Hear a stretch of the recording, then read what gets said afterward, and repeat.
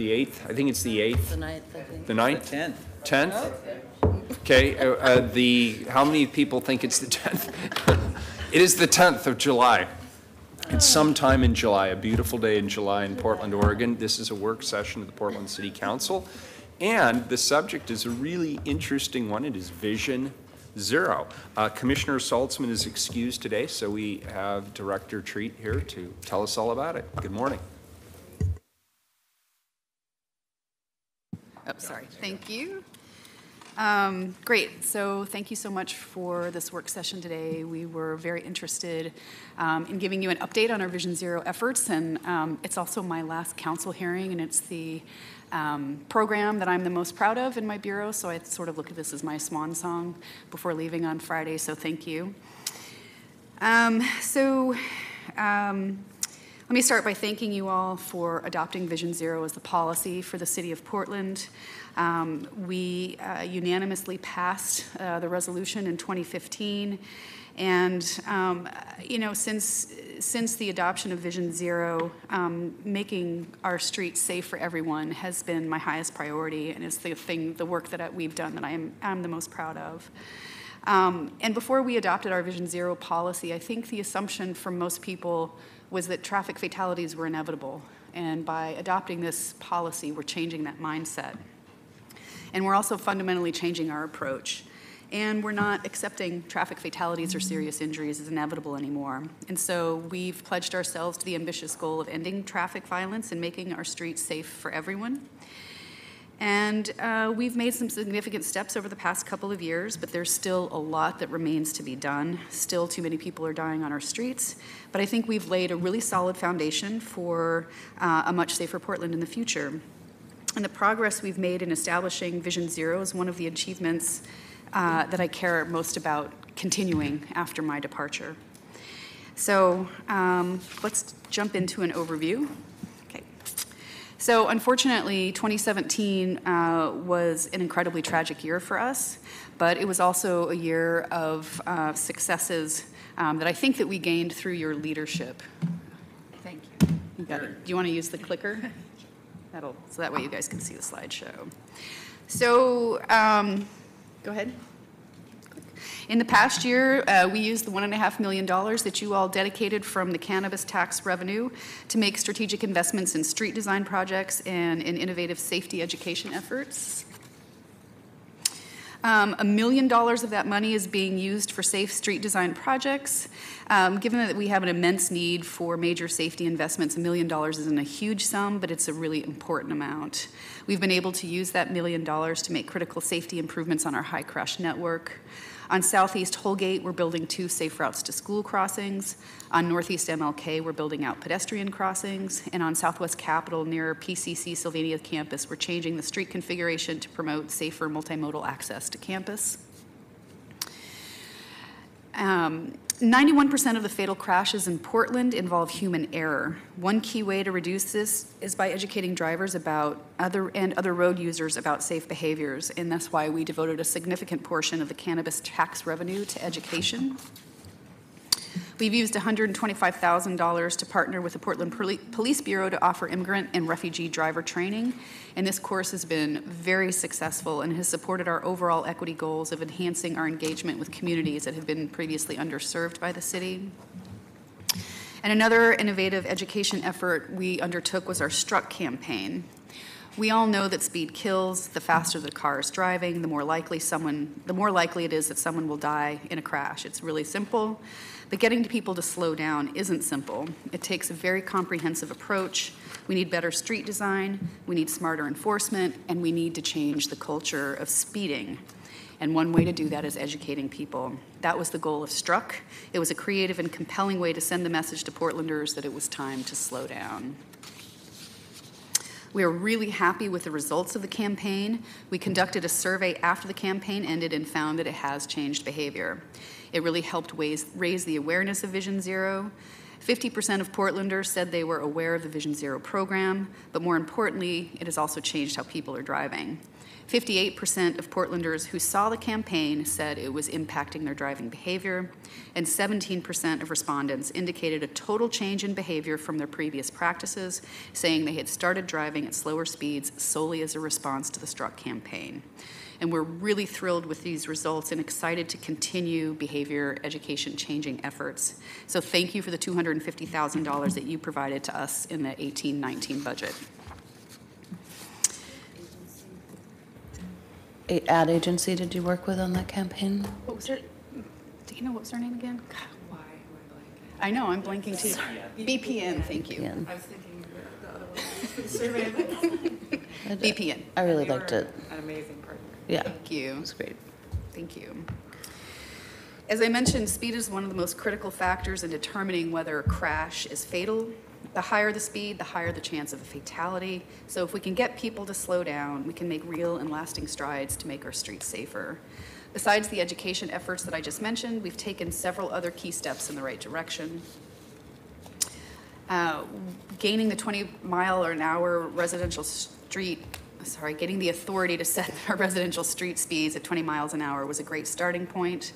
And we're working with government relations and the Vision Zero Task Force to identify legislative priorities for the next session.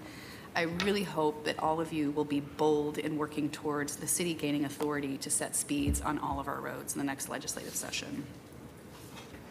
We're also working to manage speeds through street design. We're redesigning streets, including Foster and Division. This is a photo of Division Street as it exists right now near 130th. And this is the same photo showing a rendering of how Division Street may look next year following the design changes we're implementing. The police are also running weekly Vision Zero missions. We also have 8 speed cameras installed on 4 streets, which have been very effective in slowing speeds. In the 2019 legislative session, we may propose that the City of Portland support expanding the number of high crash corridors on which cameras are approved. We're currently limited to 10, and also asked to remove the sunset clause on the pilot. And we're also exploring using the authority granted in 2017 that allows us to pair speed cameras with existing red light cameras. Could you say that again? We're limited to 10 what? High crash corridors. I'm sorry, it was only 10 high crash corridors can have automated speed cameras on them. And that's the legislature has set that rule? Yes. And what's the rationale for that? Well, when we were trying to get the program launched, there's a lot of skepticism and controversy, so we introduced it on a limited basis on the high crash corridors to try to get it up and running to see what the results were with the hope that if it was successful, we could go back to the legislature and ask for expanded authority. You're welcome. Next, I'd like to talk about Bureau partnerships. Vision Zero did start at PBOT, but I also know that if it stays at PBOT, it's going to have very little success. That's why I've been really grateful to some of our sister bureaus for their support for Vision Zero. The partnerships we've built are a vital resource in the continuing evolution of our efforts. Of course, the Portland Police Bureau is the most critical partner for us, and they have been a great resource to us. They've supported us in a number of key areas that you can see from the slide, but I really want to highlight the third point regarding racial profiling. One of the toughest conversations we had when we were developing our action plan focused on enforcement and racial profiling. I'm proud of the fact that as part of the Vision Zero program, we committed to implementing Vision Zero without racial profiling. And from my conversations with colleagues around the country, I know that we are one of the few cities to make this explicit pledge. And it sets us apart, and we couldn't have done it without the partnership from the Portland Police Bureau. So my thanks to them. Can I ask you a question? Yeah. The technology that everybody's concerned about that we're limited to deploy, doesn't technology basically eliminate implicit bias, and therefore shouldn't we actually be putting more cameras out there as part of the enforcement mechanism? Yes, I mean, we agree, and that's one of the arguments that we have successfully made in getting cameras installed in East Portland, is that the cameras can't racially profile. And I think you could conceptually profile an entire community based on where you choose to locate the cameras, but if there is yes. you know, if there's a methodology based on volume or some other objective measure, and then you're consistent across the city in terms of deployment, it seems like that takes care of that potential objection. Yeah, and also I think the police are incredibly supportive of it because they have very limited number of traffic police, and so it augments their efforts and allows the police to be on the street doing community-based policing. And Do we know enough about the pilot programs to be able to declare success or not declare success? What do we know?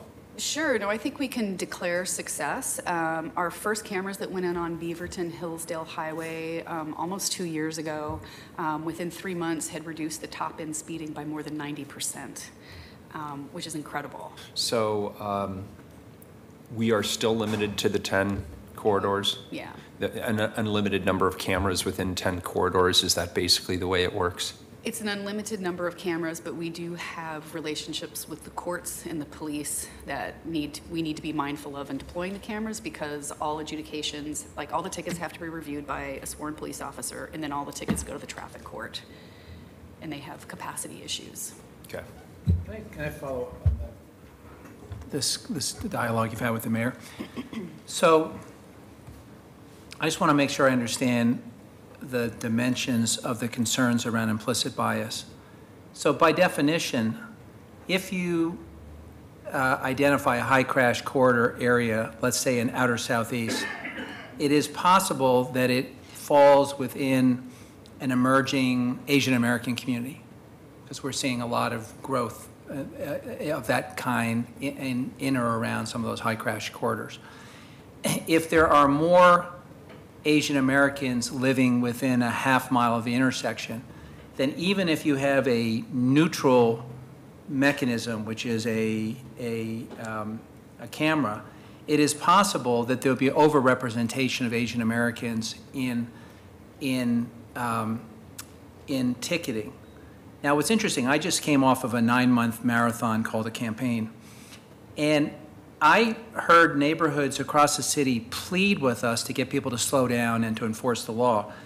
I got less of the, we're concerned about targeting of our communities the further east you went. So I want to go back to what you said to the mayor. By definition, some high crash corridor areas are in areas where you're going to have a disparate impact on racial minorities because of the population that's adjacent. So is our principal approach then to addressing implicit bias to move to a more neutral system of cameras and other technology that takes that sort of judgment out of it, so that you can't argue that a police officer is just stopping Asians or African Americans or what have you? That's part of it. So 2 things I want to say in response is, one, we have been very mindful about where we're putting the cameras so that we're not putting them all in East Portland, right? It's because we could get an overrepresentation of minorities. We've been very mindful. We were mindful to put one in Beaverton Hillsdale Highway first, right, to pilot it there. We have one on Marine Drive and then Division and 122nd. So we're being very mindful about not putting too many cameras in one section of the city. I think it's good news, bad news that our high crash corridors are a target-rich environment. The next 6, you could put them, there's plenty of areas in the city to choose from if you don't want to if implicit bias is a worry about where we put the cameras. I forgot what the second thing I was going to say. Well, so I mean, for example, over the weekend, I went out to 90th and Division, which some of you know as the Portland, whatever, nursery or whatever. And the streetscape out at 90th and Division becomes quite different than other parts of the city.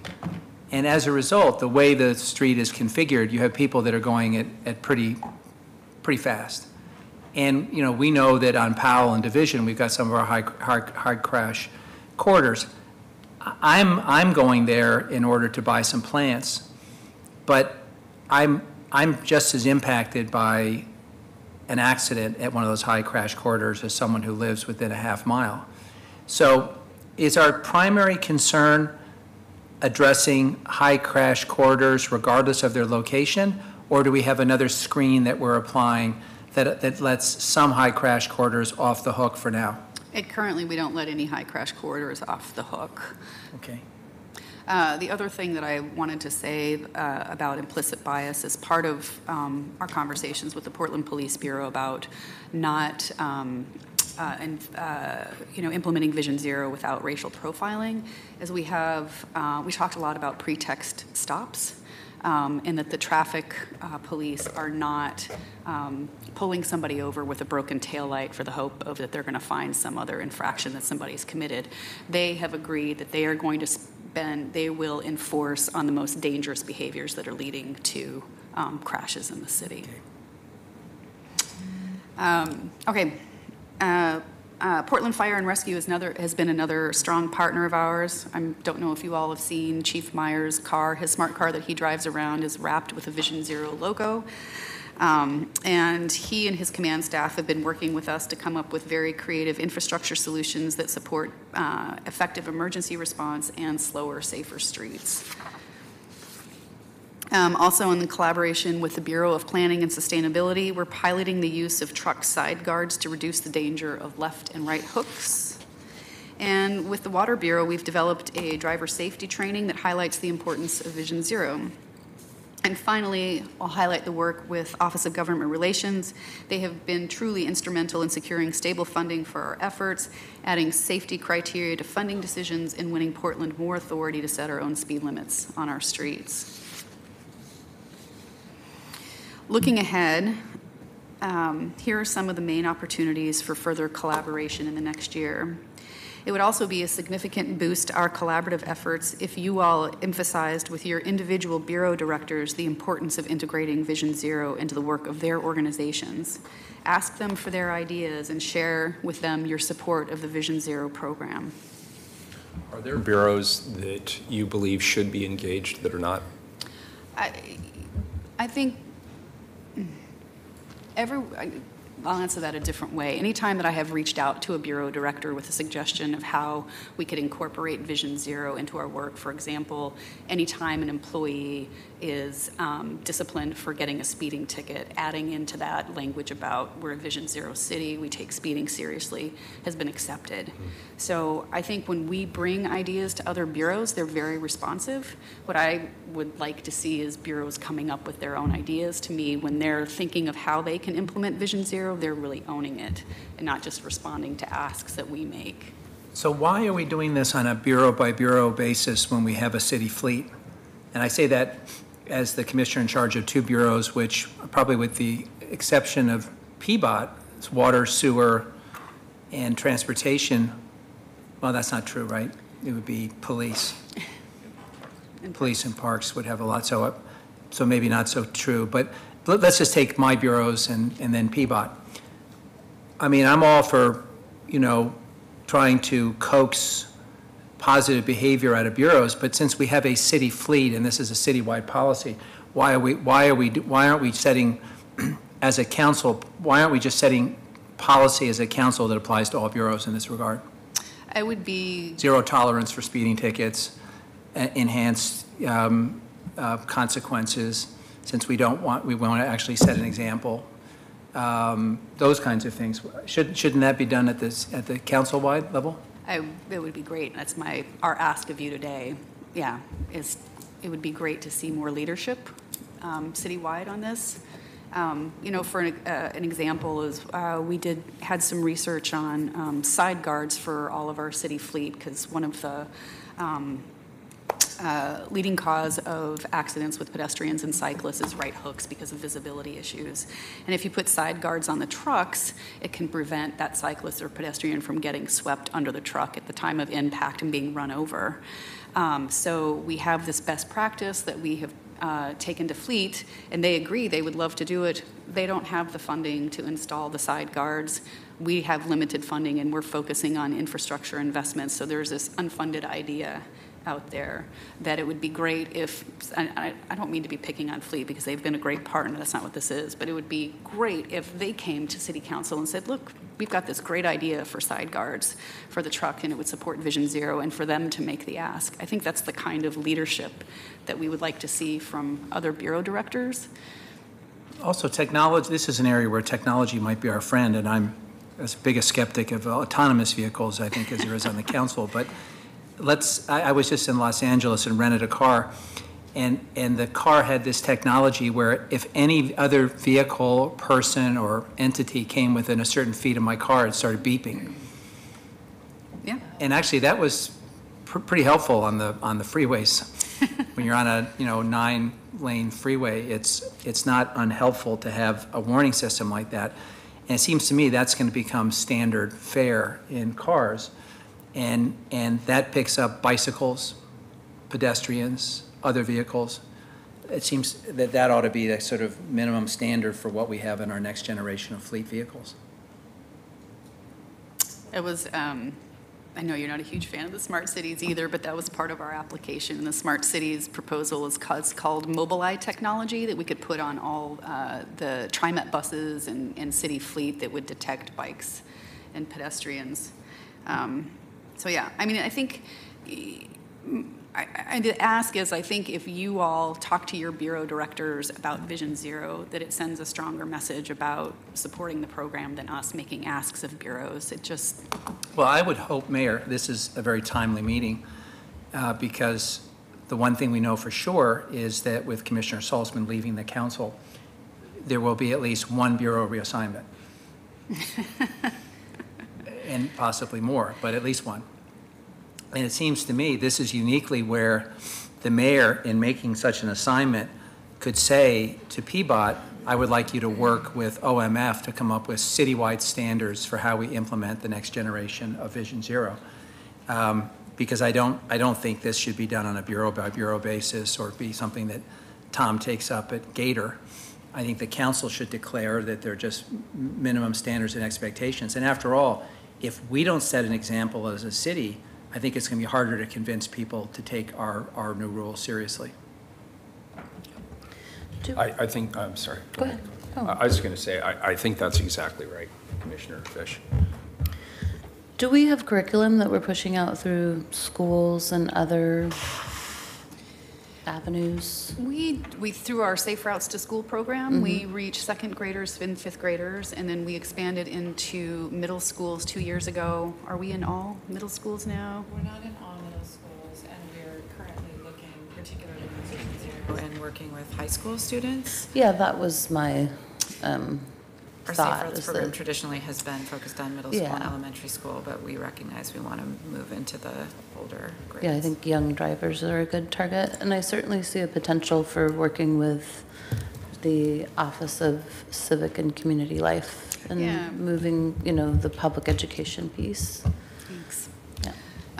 I just realized I made a big faux pas at the beginning. I did not let you know who's sitting at the table with me. This is Dana Dickman, who's division manager.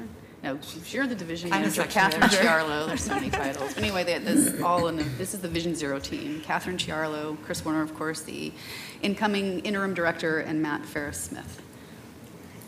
And then I have one other question, which is, have you thought about incorporating the Dutch Reach into our Vision Zero? Do you know What's what? the I know Dutch that sounds a little provocative. Dana's excited. What's the Dutch Yes. Reach? It's where it's the far hand reach to open your car door, which forces you to look at your mirror, look out, and it's to prevent dooring. And I just think, especially with some of our kind of non-standard bike lanes, like on Williams and those spots where there's parked car, the traffic lane, the parked car, and the bike lane. I mean, I realize that's not exactly the kind of collision we're trying to prevent, but Anything that can be a helps. really bad Yeah, thank you. crash, yeah. Yes, absolutely. I just want one of those Teslas with doors just going. I want a jetpack.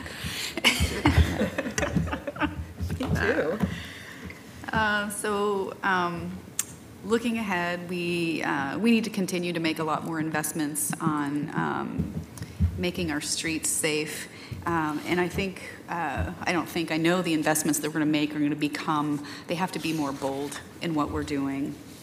And we have to be bold because our streets, even with the significant steps that we've taken in the last 3 years, are still really deadly.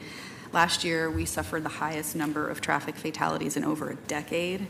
And so to move the needle, we're going to have to push really hard. And this is going to entail making some very challenging decisions at the council level. So Leah, that raises a very important, I think, point, which is, you know, you came in and have sold the city and the council on this vision. It's a national or global movement, but it's going to take time. And the fact that we've made some progress in terms of changing the way streets are configured and we've reduced speeds and other things doesn't mean that we've been able to convince all of our drivers to actually obey the laws. And the data tells us that the streets are getting deadlier, not safer in the short term. So help us understand what a reasonable benchmark of success looks like. How many years out should we be looking, and what level of investment is necessary before we see actually a reversal and a decline in what we hope are preventable deaths? Well, I don't think I can answer the question on what level of investment. I think it'll be a number of years, I think, before we start seeing a decline for many reasons. You know, we have research now, pretty strong research, that there is a direct correlation to VMT and traffic fatalities. So the more people drive, the more deaths they are. And so there are more people moving to Portland, hundreds of thousands of people moving to the region, and there's a lot more people driving on our roads. And we've seen traffic fatalities spike in the same time frame that we've seen our population grow and people drive. But I do believe we also have research and data from other cities that points to Vision Zero efforts being very successful. So New York and San Francisco are two cities that we look to have had significant success. In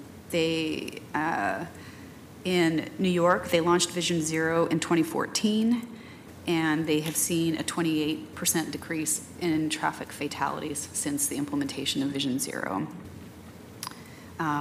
In 2017, they had 214 traffic fatalities, which is the lowest number on record since 1910. So I'll ask the obvious question. What are they doing that we're not doing? The cities themselves are quite different, right? I think New York benefits from so much congestion that people can't move at the speeds that they can move in the city of Portland because of traffic congestion. They have the authority to set speed limits in the city. Citywide, it's 25 miles an hour throughout the city.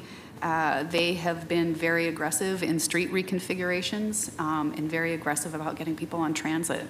Do you want to, Dana or Catherine, want to add anything to that? It's obviously, it's kind of hard to compare ourselves to New York City. But just to give sort of a level of investment, I was there last year and they were talking about a specific issue with dealing with left turn crashes. And they went out and retrofitted 150 intersections in 1 year. Our goal in here states 5 intersections in 1 year. So the scale is something quite different. The level of investment is quite different.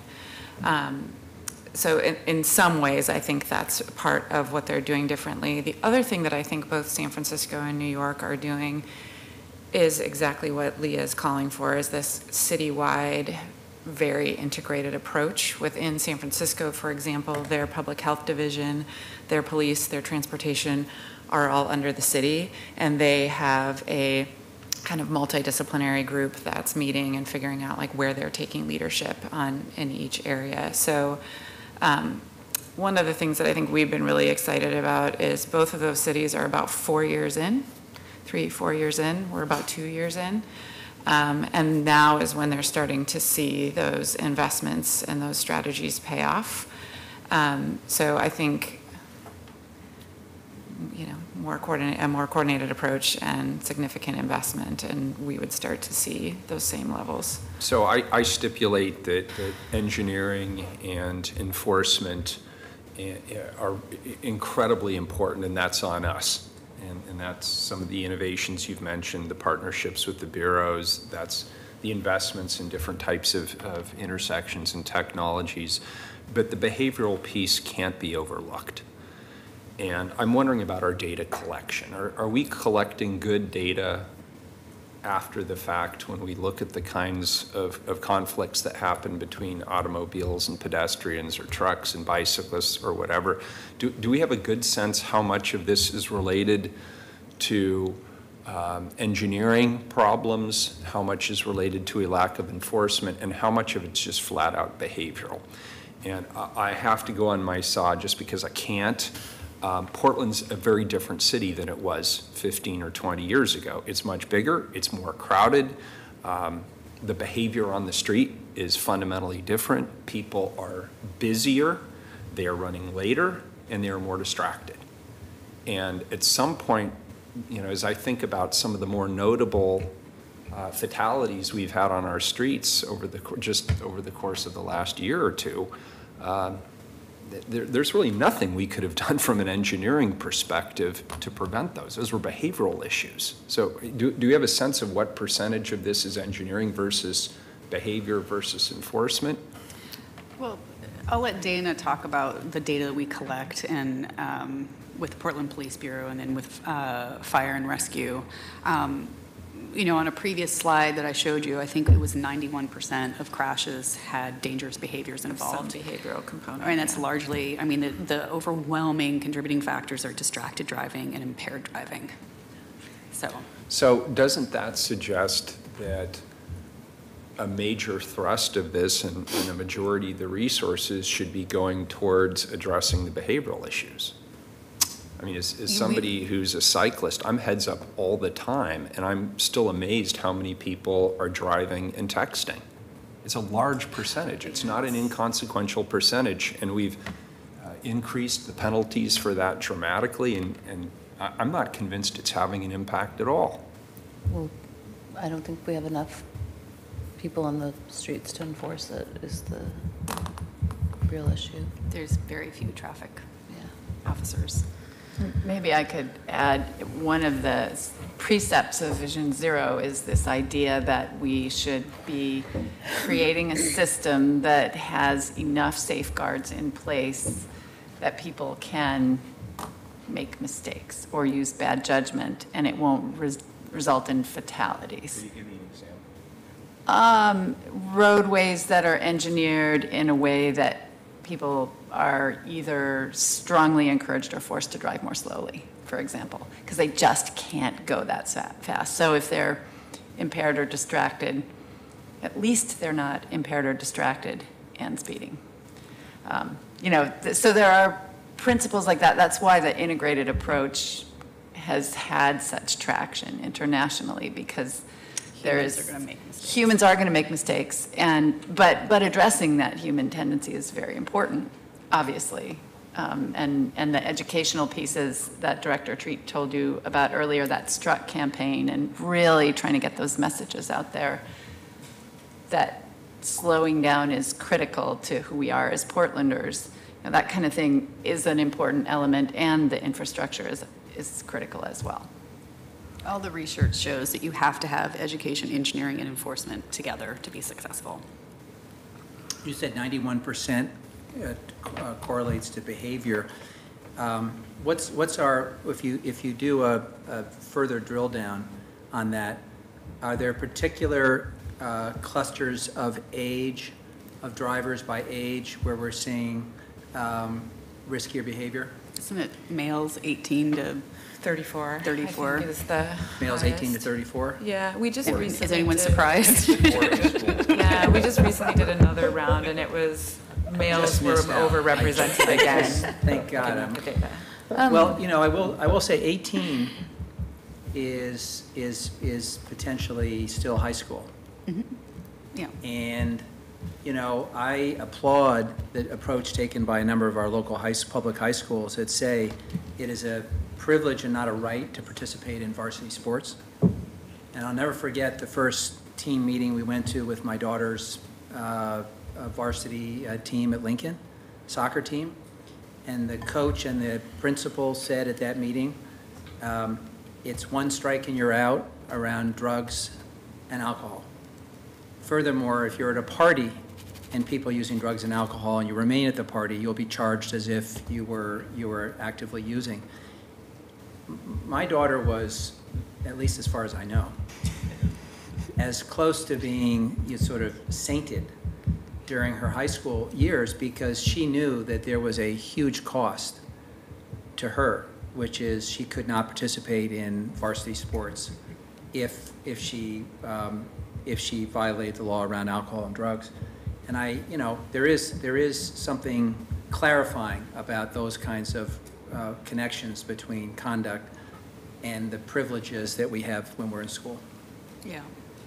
I was just going to say, I think we had a huge opportunity with the Timbers when the goalie and the other, Jake Gleason, and I forgot the other gentleman's name, were arrested for DUI.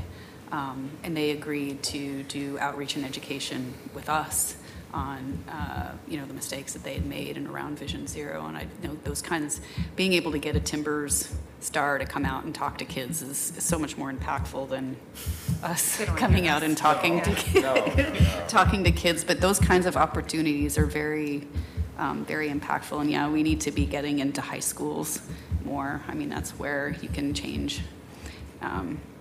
We've been so focused on getting kids to, walk and bike and adapt healthy behaviors and hoping that that's going to grow into the future and bring it home to their family. But there's an immediate need now for, it's like the downstream approach is we haven't been doing, to do more with young adults, for sure. I think it's somewhat terrifying that we let 16-year-olds drive cars, honestly. I mean, their brains aren't even done developing until they're 24 or 25, and I think a lot of young people just don't grasp the consequences of their behavior. I certainly didn't. My 15-year-old just got his permit, so we were driving around last night. Yeah. Scary. I'm 56 and my brain's still developing. Yeah.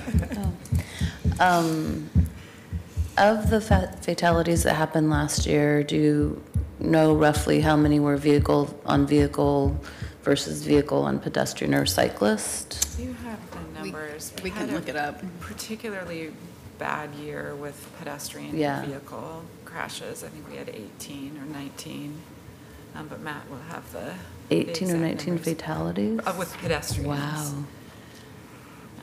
Which is very high. Here we go, yeah, it's this chart.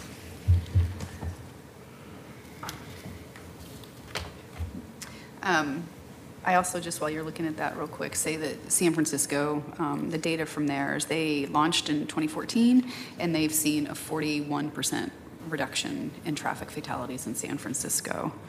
But both New York and San Francisco are very circumspect about being too comfortable with these numbers because it takes several years for numbers to be actual data and not just statistical anomalies, but it's all pointing in a very positive direction.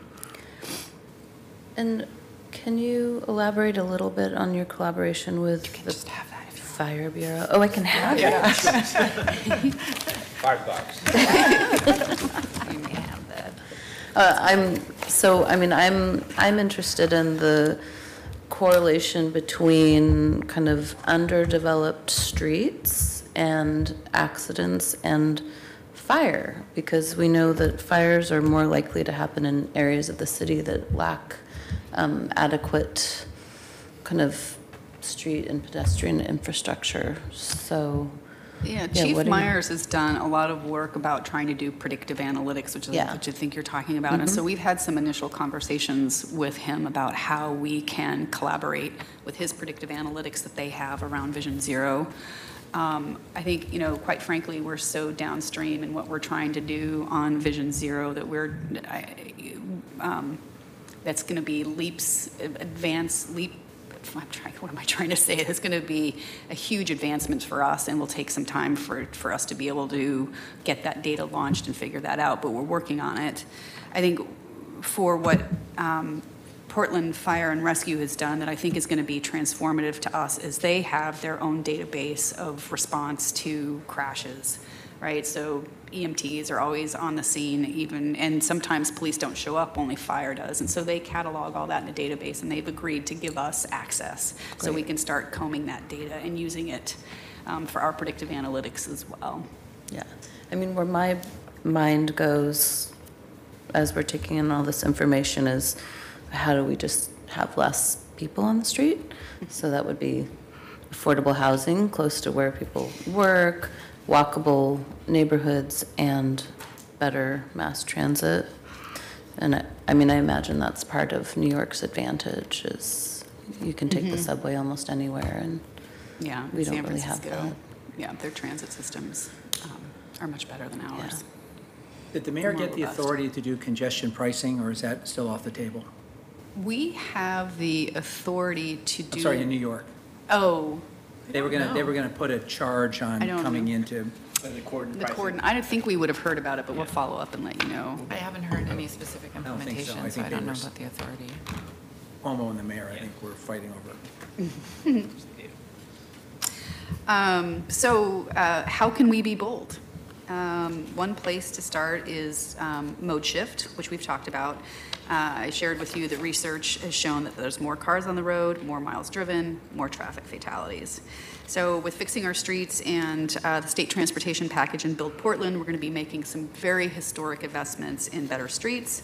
And part of making our streets better will mean providing more space for transit. It's going to mean providing more space for walking and biking.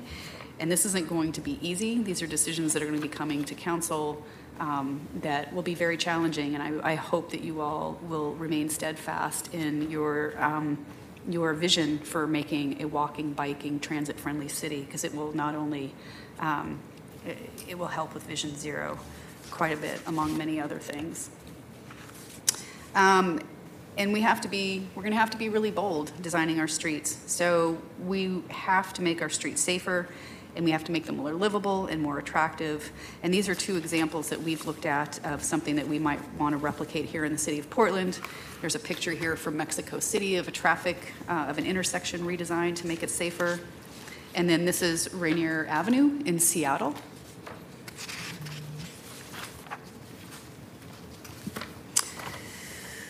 Can you go back to, Yeah. don't we already have, and we already have designs like that? Sure. Right. Oh, yeah, we do. Yes.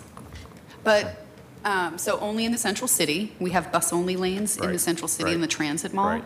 We're looking through our enhanced transit corridors of getting more dedicated bus lanes for TriMet throughout the system. Good, and we obviously have a new partner over at TriMet in the form I of think you Maurice might have a great Henderson. partner there. And I know he's watching this, because he watches all of these council sessions with rapt attention and great interest. But we do have a partnership there, and we should leverage that. Yeah. We've got new Absolutely. leadership over there, and I know they're eager to work with us. Leah, this isn't directly related to your presentation, but since this slide talks about a dedicated bus lane and a dedicated bike lane, I as you know, live in, I live on Vista, and so one way of going home is taking Jefferson. And Jefferson has been completely redesigned. And, you know, that's the main way to get on 26. And it's a main way to get on 26. But it is now, used to be 2 lanes with a handful of people making a right at 20th or whatever, you know, to go down towards the stadium. It's now 1 lane, which pushes traffic all the way back to 405 or before, and creates a lot of very dangerous behavior as cars go down the right-hand lane, thinking that it's now gives them access to 26. Instead, they have to cut in. And the right-hand lane, the dedicated bus lane and the mandatory right turn lane is at between, say, 4 and 7, and that's where I have some experience, you know, on that, usually actually in a lift, is empty. And I wonder, at some point, I'd like to talk a little bit about why we completely redesigned that street, because I think we may have over-engineered it. And I'd like to know what was the thinking, and I assume there's a safety component as well as a traffic management. But I will say that during the heavy peak periods, what it's doing is forcing cars onto residential streets and off that road. And in fact, the reason I know that is because Google pushes you off right away, because it's it's impossible to actually get to, 21st or where that exotic car dealership is, and then to go up, which some people use to get to the Mac Club. I have to go up there and then up and up and up to get to my apartment. I love the idea of dedicated bike lanes and bus lanes, but there are virtually no bikes and buses running at the time when there's heavy congestion.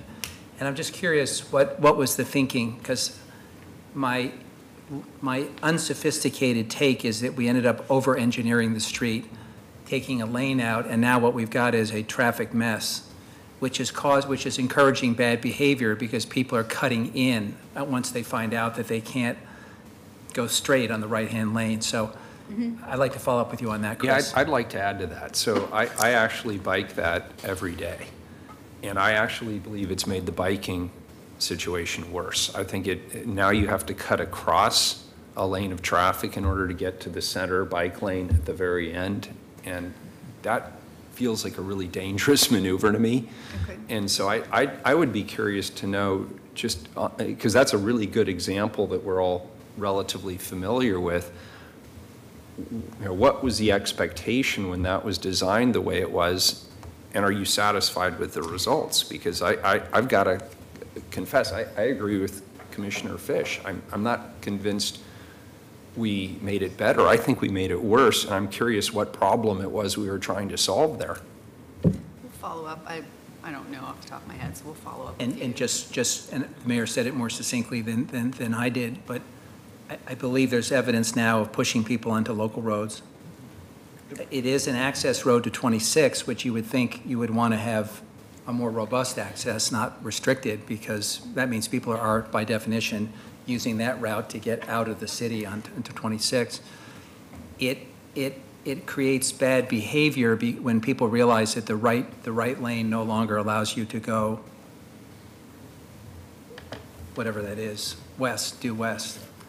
And there's virtually there's no buses or traffic on the right-hand side. There's just cars behaving dangerously, cutting in with each other to try to get into the left lane, which now backs up to 405.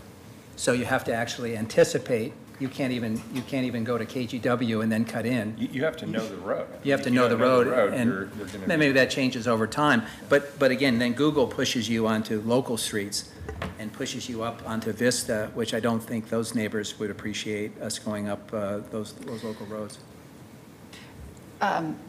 This actually connects to something that came up that you all asked about before, which is how do we measure performance other than just the number of fatalities? And that's something we've been talking about on the team as well, is how do we gather data and decide whether what we're doing is successful? And so we've thought about some interim kinds of or intermediate performance measures. One of them being when we put an improvement in, looking at how it functions before and how it functions after, and doing some of that before and after data collection and comparison. And so that would help in a case like this. And I know that Capital Projects is doing something similar. They're instituting similar practices as they start to make capital improvements around the city. Jefferson wasn't a Vision Zero improvement because it's not a Actually, I'm glad to hear that. Yeah. Because if it was a Vision Zero, I think we'd even be more concerned.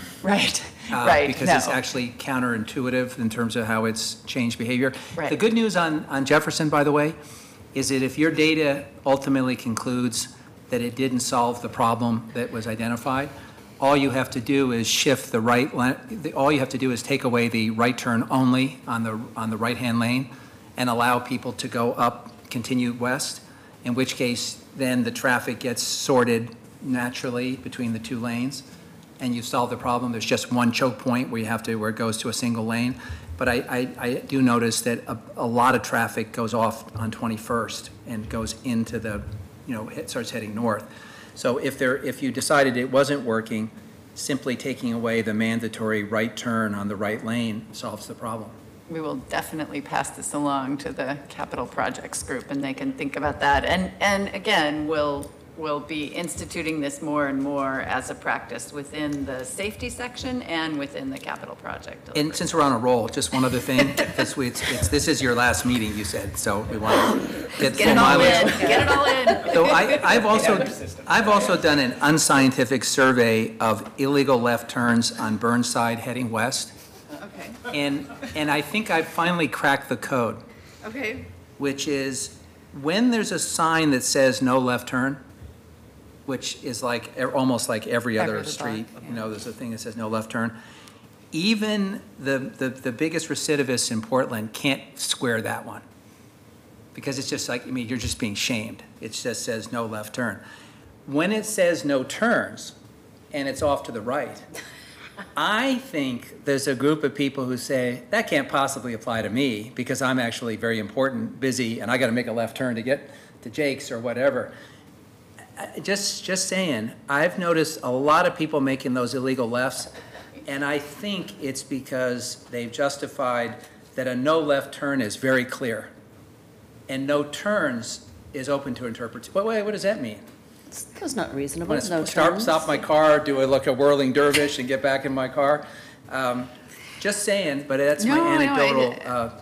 No, I appreciate it. I think something that we have not done, that we need to do, is we need to start getting out and analyzing the system. We are so reactive to everything that we're doing that we're not pulling up the plow and looking at our system as a whole and identifying places where we need to make spot improvements. We have just been so reactive. And so that's a conversation that I've had with my chief engineer.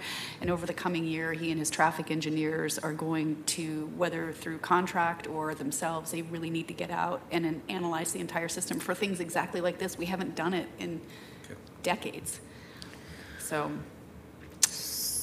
this might be a little bit far afield, but Commissioner Frisch mentioned Google Maps, and I don't think those platforms are doing us any favors in our pursuit of safer roads. And months ago, it occurred to me that, you know, considering their high-tech platforms, there should be a way for cities to say, these streets are no-go.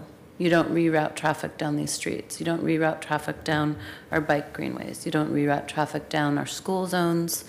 And you especially don't reroute traffic down Germantown Road in the middle of a snowstorm, which is an experience I had last year. Luckily, we were in a vehicle that was four-wheel drive, but a lot of people had to just pull over and wait to be rescued. We've had those conversations. Yeah. It is somewhat of... It hasn't gone well. Who have The you had only the time it has conversations gone with? well is with Waze. Yeah. We were able to at least get them to not route people to schools during the AM commute. Oh, that's big They of at them. least responded to children's safety. But that's the most luck that we've had. I mean, is that something that we would want to pursue at the state level then? If we don't have enough pull with these platforms as a city? It's an interesting thought. I don't know enough about their, I don't know enough about it, but we can Yeah. definitely look at it. Because and we also agree. their information is out of date. Like, they haven't changed the speeds Right. to reflect the changes that have happened recently in the city. And I just think, I mean, there's just no excuse. Yeah, that's a good suggestion. We'll follow up. I'm excited about that. It That's would going to be my crusade. For some people, it was prohibition when we had for- that budget of forum? alcohol. It Mine was- is going to be bike greenways and school zones. Well, we had that budget forum in David Douglas, and the Google map that in the car in which I think I had at least one commissioner, it might have been you or Commissioner Fritz, and we were driving, it said we'd be there in 15 minutes, and it was at rush hour, and I was like laughing my head off, thinking how incompetent this technology was. It wasn't me, Commissioner. Well, we did bypass all the major arterials, and we were on every little side road you could think of. And by the way, we did pass an alarming number of schools, and we were on little bits and pieces. And we did get there in about 15 minutes, but I think you make a very important point that it's not encouraging the kind of behavior that we want to see. Yeah. If I could just, in the few minutes that we have left, there's one issue that I just like to bring to your attention, and we really don't have the answers necessarily around this, but there's an emerging issue for us in our Vision Zero task force and work that we're doing with the community, and it's around minorities and people of color. We've heard a lot of feedback. We did a focus group with a group of African Americans about walking while black and their experiences in the city. And then we've also heard through our Vision Zero task force from our minority community members who sit on that they are less and less inclined to walk, bike, and take transit because they are being targeted and they are experiencing violence of a different sort on our streets. I don't know what our path forward is in trying to, like, if you look at like the purest form of Vision Zero, how does this really fit in? But I think that we want to make the effort to start incorporating this into our Vision Zero work and trying to figure out how we can solve some of these community issues. But that is much larger than PBOT, and that is a really big issue for the city. And I think there's probably space for us to start trying to make some recommendations and working with the community to solve some of the issues. But it's just something that I wanted to raise to you to be aware of.